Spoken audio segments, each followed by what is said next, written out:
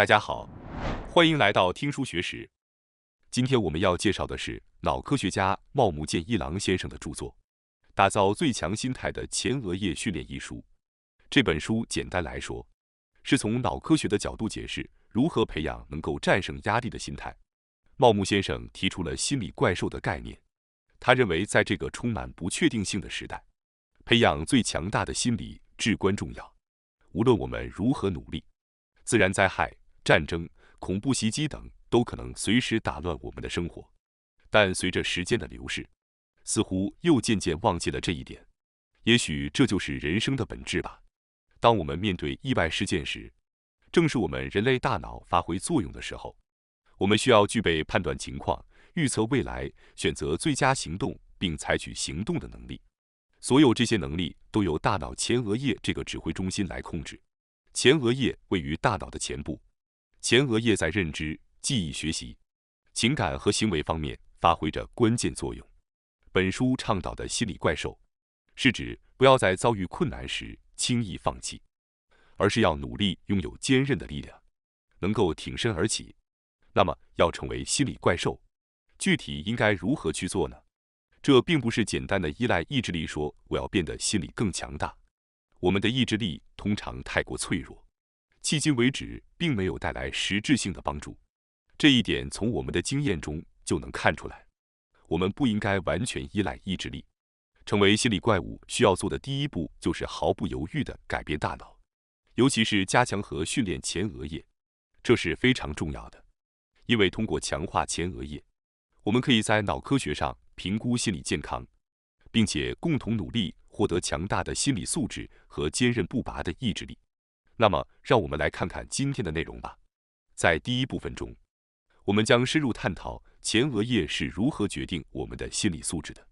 接下来，在第二部分中，我们将介绍如何通过前额叶训练来打造最强大的心理素质。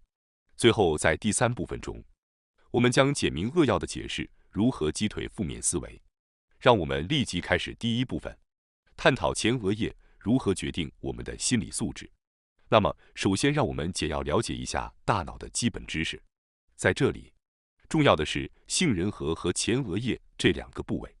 害怕、不安、喜悦等情绪都是在大脑的颞叶杏仁核中产生的，它在情绪加工和情感调节中起着重要作用。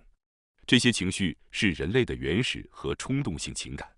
与此同时，控制这些冲动和情感、引导行为、做出决策等高级信息处理功能，则由前额叶负责。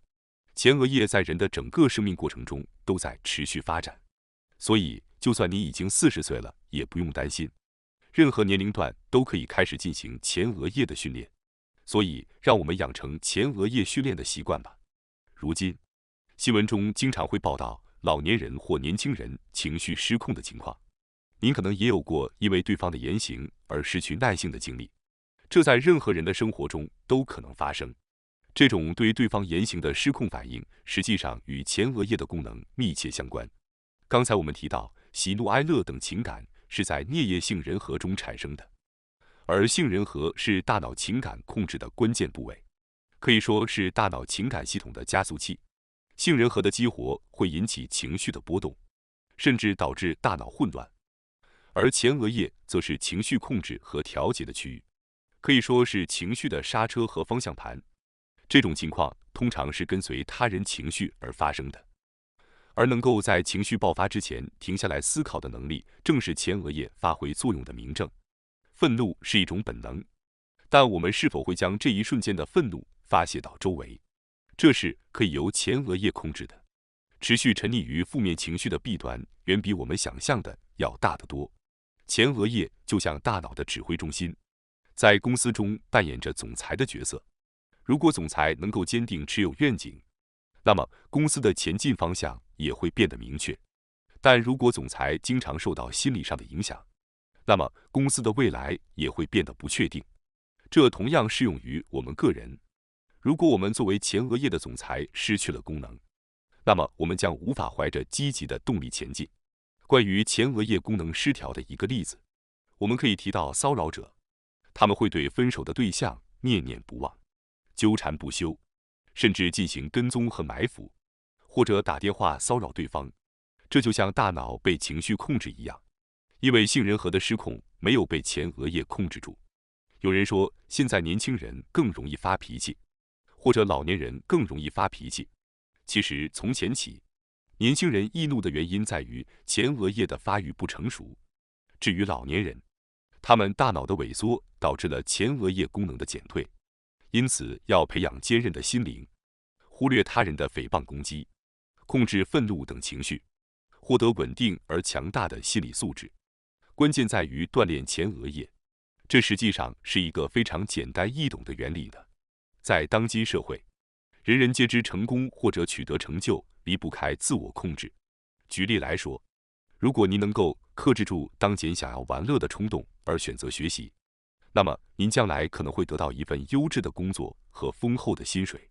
同样的，如果你有足够的自制力可以抵制眼前诱人的蛋糕，那么你也有可能成功减肥，保持健康。人们常说，成功的关键在于发挥自我控制能力，而要发挥这种能力，前额叶的作用至关重要。最近，除了智商 IQ 之外，非认知能力也被认为十分重要。所谓的认知能力，指的是可以用智商来衡量的，比如解决问题、逻辑推理等方面的能力。非认知能力指的是与目标的达成、毅力、自我控制和合作等无法用数字来衡量的能力。与可以用 IQ 来测量的认知能力不同，研究表明，非认知能力的高低与孩子未来的学业成绩、收入水平、是否有犯罪记录等息息相关。为了衡量非认知能力，进行了一些著名的实验，其中最有名的就是棉花糖测试。相信大家都听说过这个名字吧？斯坦福大学心理学家沃尔特·米舍尔在1960年代末至1970年代初进行的一项行为科学实验。在这个实验中，4岁的儿童被一个接一个地带进一个房间，桌子上放着一个装有一块棉花糖的盘子。实验者告诉他们：“我要离开一会儿，如果您能忍住15分钟不吃棉花糖，我会再给您一块。”从这个非常简单的实验中可以了解到孩子们的自我控制能力，他们必须克服想要立即享受棉花糖的冲动，以换取将来更大的利益。实验结果显示，有2/3的孩子无法等待15分钟就吃掉了棉花糖。更有趣的是，在之后的半个世纪里，对参与实验的孩子进行了追踪调查，结果显示，能够控制自己不吃棉花糖，考虑未来利益的孩子们取得了令人瞩目的成功。这个实验经历在我们身上也有影响，比如抑制住想要玩乐的冲动而选择学习，可以在随后的考试中取得好成绩，就像等待棉花糖一样。有时候我们也许会一时冲动，但是如果能够克制住，每天克制自己不吃蛋糕，成功减肥，这也展示了即使是在未来，如果继续保持自律，也会有更多好事等待着您的能力。这也是前额叶的作用。到目前为止，我已经解释了前额叶的性质以及它对我们的重要性。接下来，我会在这个基础上详细介绍如何通过训练前额叶来打造最强的心态。关于训练前额叶的方法，以激活前额叶的功能，使心理处于最强大的状态，成为真正的心理怪兽。在接下来的内容中，我将介绍3种训练方法，来打造最强的心理状态。让我们迅速解释每个训练方法。1. 在有噪音的环境中完成任务，挑战一些稍微困难的任务。2. 有意识地不使用便利的工具。3. 不要将大脑资源用于应对压力源。第一种训练方法，越能够忽略噪音的人，通常智商较高。已有实验证明了智商和注意力之间的相关性。您知道吗？根据2013年发表的一篇论文，长时间保持注意力集中且能够忽略周围噪音的人，通常智商较高。实验中，被试者被要求观看背景为明亮颜色的屏幕上黑色棒在左右移动的视频，黑色棒的大小变化不一。然后被试者被询问棒的移动方向，并记录了他们作答所需的时间。结果显示，智商较高的被试者疲劳程度较低，答题时间较短，他们能够忽略图像中的干扰，专注于必要的信息。想象一下，在不受干扰的情况下，能够专注于任务，而不是被想要外出玩耍、联系某人或者玩游戏等干扰。那么，如何训练大脑的这种能力呢？方法非常简单，阅读一些略有难度的书籍，或者通过尝试一些略微复杂的任务来挑战自己。通过在嘈杂环境中进行任务，培养能够集中注意力的能力。透过挑战略微困难的事情，我们可以培养专注力。即使是稍微困难的挑战，成功后的喜悦也会激励我们去迎接下一个任务。人类在一定年龄后，应该理解并接受自己的能力范围，但是这个能力范围是否真的符合您自己的实际情况呢？也许你已经对自己设限，认为自己的能力有限。无论是孩子还是成年人，挑战略微困难的障碍都是非常重要的。接下来，我想解释一下第二个训练方法：有意识地不使用便利的工具。这个方法听起来很奇怪。茂木先生说，不依赖辅助工具可以锻炼前额叶。在他的一本书中，他写到了不使用谷歌地图进行旅行的例子。他的朋友的孩子和朋友一起外出玩耍时，决定回家时不使用谷歌地图，结果他们迷路了很长时间，但是没有使用手机地图应用程序，而是根据自己的方向前进。这种经历本身就很少见，对他们来说非常有趣。据说他们对此感到满意，这实际上非常有效地锻炼了前额叶。在陌生的地方旅行时，即使迷路，但找到有趣的店铺，或者遇到飞机延误而需要重新计划，这种情况下，我们的前额叶会非常活跃。有意识的不依赖便利工具进行这些活动，是日常生活中的简单训练。无论是使用谷歌地图还是汽车导航，便利工具通常会削弱我们的导航能力。未来 AI 将会像教练或导师一样，提前告诉我们下一个计划是什么，或者给出产品建议等。但是如果我们过度依赖 AI， 我们的前额叶将会越来越少被使用。我们应该学会如何与 AI 有效的合作。同样，这也适用于经济领域。在经营战略中，有一种叫做蓝海战略的方法。红海指的是竞争激烈的市场，而蓝海则是指尚未开拓的市场。如果您选择在激烈的竞争中与对手较量，您将面临激烈的竞争。但另一方面，你已经有了一定的目标，并且可以看到要做的事情的方向。这有点类似于残酷的考试战场，需要非凡的努力。但红海的特点是明确知道要做什么。相反，蓝海就像是在没有海图的航行中起航，不知道市场在哪里，即使市场存在，也不清楚其中的潜力。在这种情况下，我们的前额叶发挥了最大的作用。也许有埋藏着宝藏的山，但同时也可能有海盗潜伏，或者什么都没有价值。然而，即使冒着冒险的风险，踏上这段航程，体验到兴奋的感觉，这是锻炼我们大脑的绝佳机会。接下来，我想解释一下训练的第三个要点：不将大脑资源投入到压力源中。在座的各位，也许有人试图开始使用 Twitter 或 Instagram， 但因意外的负面评论而感到气馁而放弃了吧？然而，在这种情况下，有些人会深陷其中，感到沮丧，而另一些人则可以轻松保持距离。看似世上有两种人，当然，对于管理员的诽谤帖子来说，另当别论。但适度的麻木感也是很重要的。茂木先生称之为钝感力。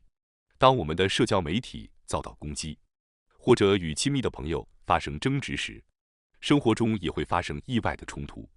在那时，我们的杏仁体可能让我们感到愤怒或情绪崩溃，这是人类原始大脑的一种反应方式。但等一下，这是别人影响了我们吗？这到底是值得生气的事情吗？在情绪发作之前，停下来思考一下，这正是前额叶正在发挥作用的证据。当愤怒或不安等压力涌上心头时，停下来重新考虑其意义，重新评估这一过程被称为心灵回放。愤怒是一种本能，但是否将这种原始的愤怒发泄给周围的人，是可以由前额叶控制的。对于钝感力来说，感觉自己的心态即将受损的事情。有意识的选择不去触及也是非常重要的。这意味着通过有意识的不将大脑资源投入到压力源中来解决问题。例如，不看社交媒体上的负面评论，不去寻找针对自己的攻击性言论，不去回顾过去收到的不愉快的邮件或信件，有意识的不去激起回忆和愤怒。这实际上是减轻压力的重要秘诀，因为负面情绪具有很强的传染性，只要接触到负面的东西，自己也会变得负面。因此，通过有意识的避免与之接触来保持心态的平静非常重要。决定不去关注世间发生的负面新闻等，实际上是一种非常明智的做法。大家可能都经历过与负面的人在一起，自己也被感染而变得消极的情况吧。因为负面情绪具有很强的传染力，所以当与消极的人相处时，你也会受到影响而变得消极。因此，有时候需要与这样的人保持一定距离。我们可能没有意识到，但实际上我们受到人际关系的影响非常大。接下来将解释第3部分如何击退负面思维。让我先列举这3种方法，然后逐一解释。首先，让我们将它们列举出来。1. 不顾他人眼光，培养内心的怪物。2. 跑步。3. 自主决定并开始行动。那么，我们就逐一解释每一项吧。1. 不受他人影响，培养内在的怪物。为了成为心理上最强大的怪物，有一个重要的事情就是不过分在意周围的氛围。日本人重视的学会读空气这种文，是指日本人具备一种能力，可以通过观察环境和他人的微妙暗示来理解他人的意图、情感和态度，然后采取适当的行动或表达。这种能力在日本文化中被视为重要的社交技能，有时被称为读空气或感知气氛。但是，当过分在意这种氛围时，就可能会导致无法自由自在的行动，甚至可能遇到阻碍。这种情况在家庭和学校的教育中经常发生。然而，即使受过日本的教育，有些人仍然成功地培养出内在的怪物。举例来说，哭江贵文就是一个典型的心理怪物。最近，茂木先生有机会观看了哭江贵文与某人的对谈，而这个场景非常有趣。对话开始后，哭江先生一直说个不停，整整30分钟，对方根本没有机会插话，周围的工作人员也呆若木鸡。这样的情况在对话中实际上是不可思议的，但是哭江先生却毫不在意周围的氛围，只说自己想说的话，而且他说的内容非常有趣。他真的是话多就占上风的人，他的心理非常强大，不受周围气氛的影响，这是最强大的怪物特质之一。心理上最强大的人会在他们独特的世界中压倒其他人，因为他们敢于不顾一切，所以他们的出现会产生强烈的冲击力。有些人会对他们的出现感到高兴，但也会有强烈反感的人出现。然而对于他们来说，他们知道如果太过顾虑周围的氛围，压抑自己想要表达的想法，那么他们的存在价值也会消失。接下来让我们来解释第2种方法，跑步。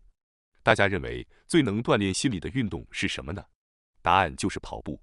根据一项研究数据，经常跑步的人压力水平较低，认知症的发病率也较低。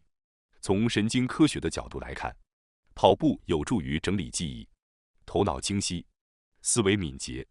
跑步比步行更能促进身体的新陈代谢，排除体内老化的物质，吸收新的营养物质。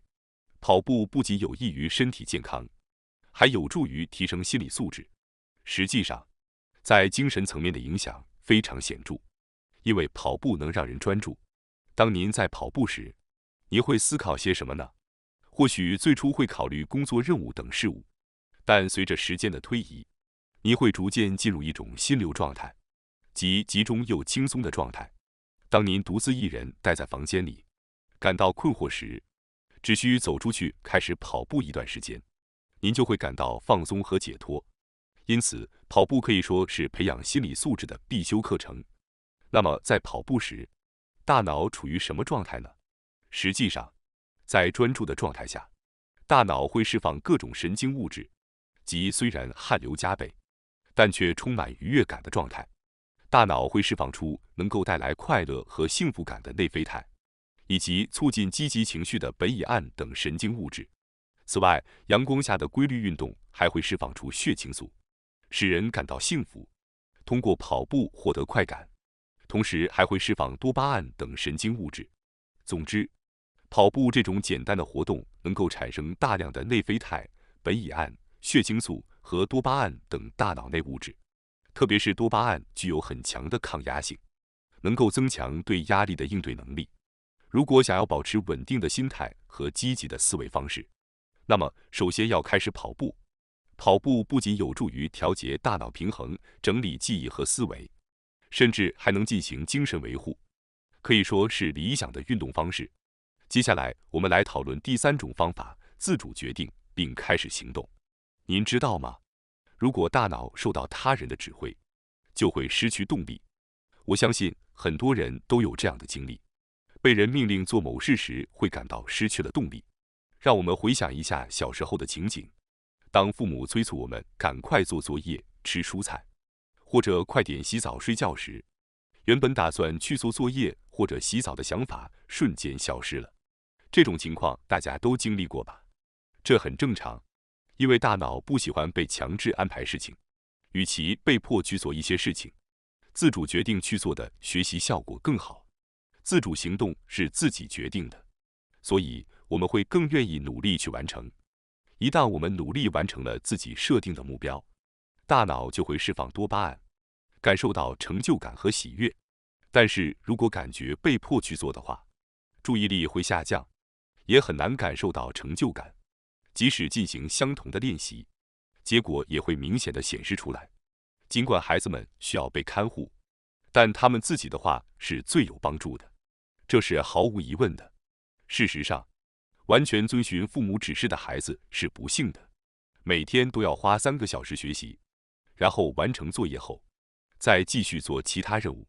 每天都依赖父母的持续支持，并按照指示行动的孩子是危险的。表面上看，他们可能是乖巧的孩子，但相反，如果没有父母的支持，他们就无法行动。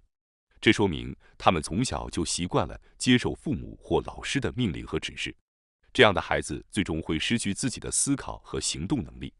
从某种意义上说，这是一种舒适感，因为不需要动脑去考虑复杂的事情，只需要按照眼前的要求去做事情。渐渐的，孩子会失去好奇心和探索精神，变得依赖父母或老师的意见，变得畏缩。从小就养成这样的习惯，会随着年龄增长，使他们成为出色的等待指示的人。通过自己决定并开始实施自己的事情的经验，我们可以锻炼我们的前额叶。从神经科学的角度来看，只有自己决定的事情才会激发我们的动力，是非常重要的。诸位观众，你们今天觉得怎么样呢？今天的内容从解释大脑基本知识，如扁桃体和前额叶开始，一直到提出了一些建立最强心态的前额叶训练和克服负面思维的方法等各种方法论。当然，并不需要全部都实施，所以我建议您先选择自己喜欢的一种方法，从锻炼前额叶开始，这将为您带来更积极的思维和更强大的心态。感谢大家收看今天的节目。如果你喜欢我们分享的内容，记得点赞、订阅并开启小铃铛通知，第一时间获取我们的更新。在下次的节目中，我们将继续为大家分享更多有益的书籍。再次感谢大家的支持，我们下期再见。